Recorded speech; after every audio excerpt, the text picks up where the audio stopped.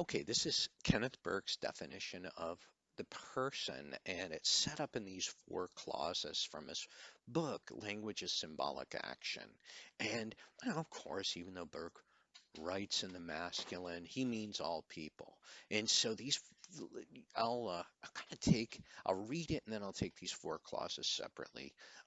Burke says this, he says, man is the symbol using, symbol making, symbol misusing animal. That's clause one. Inventor of the negative or moralized by the negative, clause two. Separated from his natural condition by instruments of his own making. That's clause three. And then this, goaded by the spirit of hierarchy, or moved by the sense of order and rotten with perfection.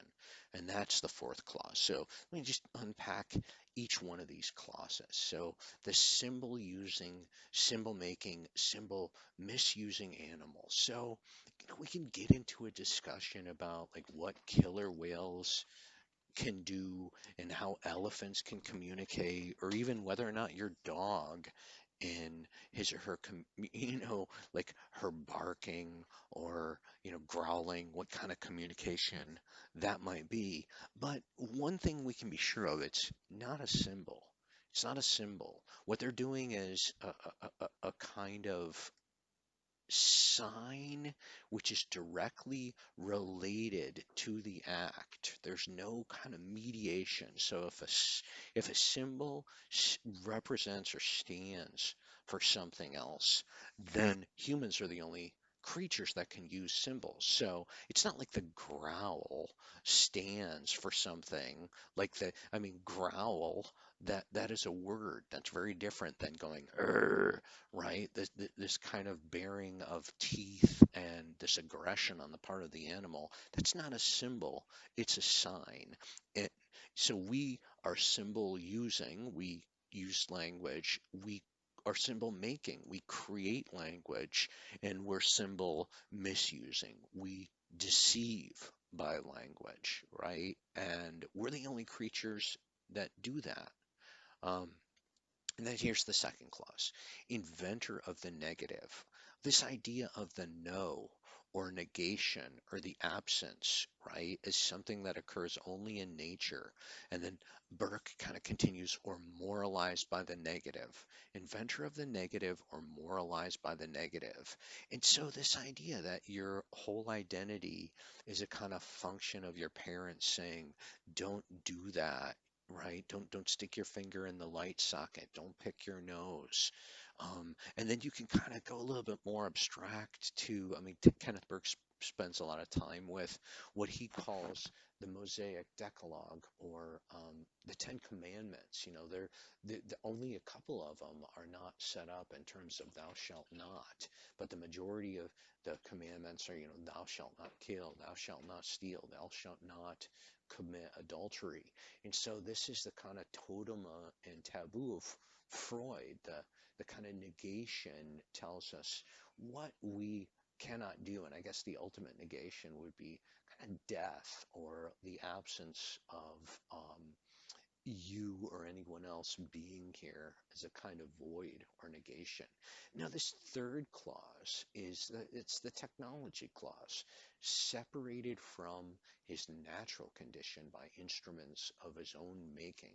And so this idea of, we live in houses and we wear clothes, and it's kind of this origin of, when Eve and Adam bite off the apple in the Garden of Eden from the tree of knowledge, they recognize their own nakedness, and then what do? They make clothes. They make clothes. And now we have incredible technologies. We don't even have to be in the same room and you can hear my voice, right?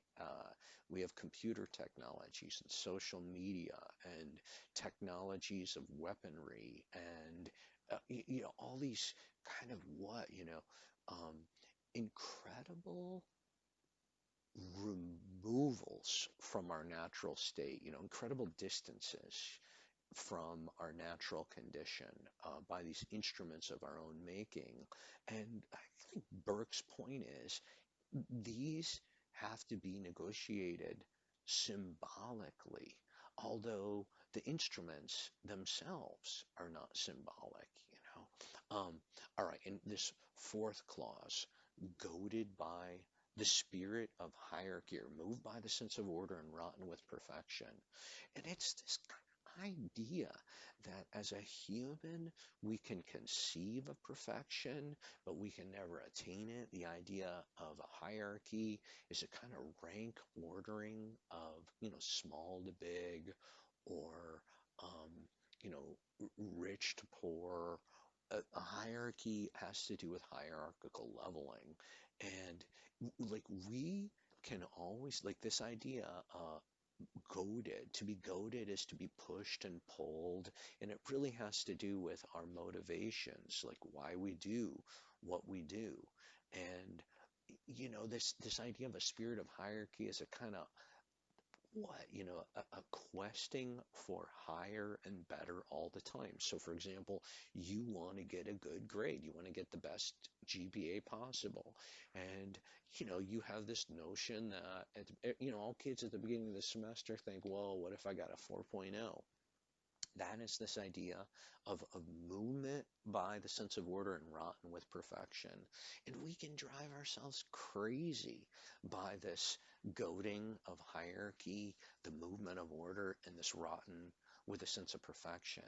And so we can, for example, we can set ourselves up in such a way that our goals are so unrealistic and unachievable that we get super depressed, right? It's like I, it, every year there are college students who will commit suicide because they didn't achieve the grades they wanted to, or something. When you're older like me, that just seems really ridiculous to be so concerned with GPA. But to the young college student, it could be very important, right?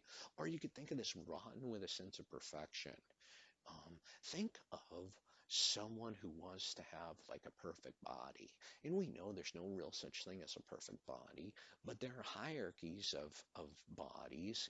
And so this rotten with perfection might be someone who takes steroids. Like for the masculine body to be rotten with perfection, it's steroidal and it's a kind of unnatural state of building muscles for a kind of faux masculinity. And, perhaps the rotten with perfection for the female might manifest itself in maybe anorexia or bulimia or something like that, right? We can kind of eat our minds, create a kind of hierarchy that leads to really kind of what ugly or undesirable ends, even though we think, right? That's the thing, we're kind of rotten with this sense of perfection. So, all right, I've been very long-winded about this, but I think it's so interesting. And so I'm going to read it one more time. Man is the symbol using, symbol making, symbol misusing animal, inventor of the negative or moralized by the negative, separated from his natural condition by instruments of his own making, goaded by the spirit of hierarchy or moved by the sense of order and rotten with perfection. All right, well, that's Burke's definition of the person.